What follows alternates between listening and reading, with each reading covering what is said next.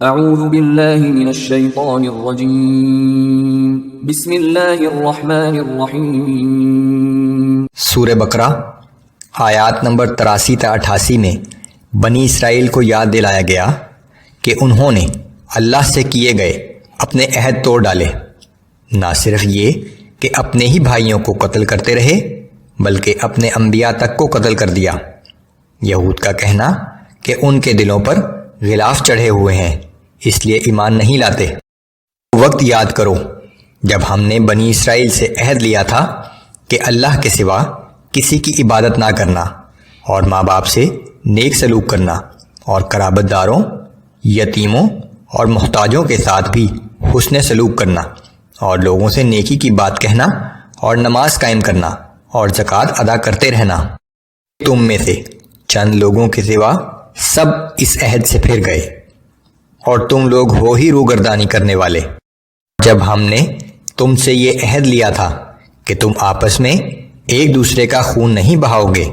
اور نہ ایک دوسرے کو جلا وطن کرو گے، پھر تم نے اس بات کا اقرار بھی کر لیا اور تم اس کی گواہی بھی دیتے ہو، مگر آج تم ہی وہ لوگ ہو کہ اپنے بھائیوں کو قتل بھی کر رہے ہو اور اپنے ہی لوگوں کو ان کے وطن سے باہر نکال رہے ہو اور ان کے خلاف ظلم اور زیادتی کے ساتھ ان کے دشمنوں کی مدد بھی کرتے ہو۔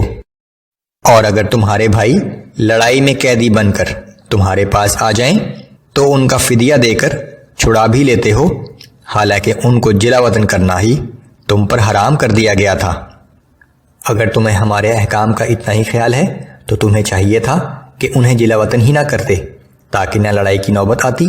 اور نہ فدیہ دینے کی۔ کیا تم کتاب کے ایک حصے پر ایمان رکھتے ہو اور دوسرے کا انکار کرتے ہو؟ پس تم میں سے جو شخص بھی ایسا کرے گا اس کی سزا اس کے سوا اور کیا ہو سکتی ہے کہ دنیا کی زندگی میں ذلیل و خوار ہو اور قیامت کے دن شدید ترین عذاب میں ڈال دیا جائے۔ یاد رکھو کہ جو کچھ تم کر رہے ہو اللہ اس سے بے خبر نہیں ہے۔ یہی وہ لوگ ہیں جنہوں نے آخرت کے بدلے میں دنیا کی زندگی خرید لی ہے،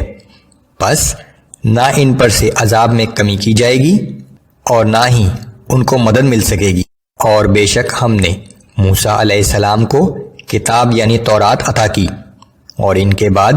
ہم نے پے در پے بہت سے رسول بھیجے، اور ہم نے مریم کے بیٹے عیسیٰ علیہ السلام کو واضح معجزات عطا کیے، اور ہم نے روح القدس یعنی جبرائیل کے ذریعے ان کی مدد کی۔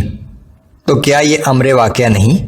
کہ جب بھی کوئی رسول تمہاری نفسانی خواہشات کے خلاف احکام لایا تو تم نے تکبر کیا، اور بعض نبیوں کو تم نے جھٹلایا اور بعض کو تم نے قتل تک کر دیا۔ اور یہود کہتے ہیں کہ ہمارے دلوں پر غلاف چڑھے ہوئے ہیں، بلکہ اصل بات یہ ہے کہ ان کے کفر کے باعث اللہ نے ان پر لعنت مسلط کر دی ہے، سو وہ کم ہی ایمان لاتے ہیں۔